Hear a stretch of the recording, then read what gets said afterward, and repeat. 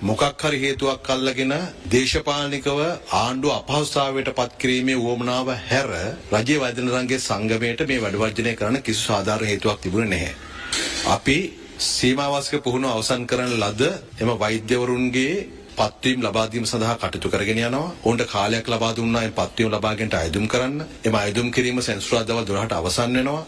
ඒ අයගේ දුෂ්කර සේවා ස්ථාන ලයිස්තුව සෞඛ්‍ය අමාත්‍යාංශයෙන් හදලා ප්‍රකාශයට පත් කරලා තියෙනවා. ඒ අනුව දැන් ඒ සීමාවාසික පුහුණුව අවසන් කරන ලද වෛද්‍යවරු මේ වන විට රජයේ සේවයට ඇතුළත් වීම සඳහා ඉල්ලුම් කරමින් ඉන්නවා. ඉතින් මේ වෛද්‍යවරු 453ක් බිල්ලට අරගෙන ඔවුන් බය කරලා විකෘති සාගත දේවල් අසත් තොරතුරු කියලා රජයේ වෛද්‍යවරුන්ගේ සංගමය මේ කරගෙන යන ක්‍රියාව අතිශය අමානුෂිකයි. මේ වන විට සමහර රෝහල් වල විශේෂඥ වෛද්‍යවරුන්ට සහ වෛද්‍යවරුන්ට තර්ජන එල්ල කළ තිබෙන බවත් සිදුවීම් කීපයක් වාර්තා වෙනවා.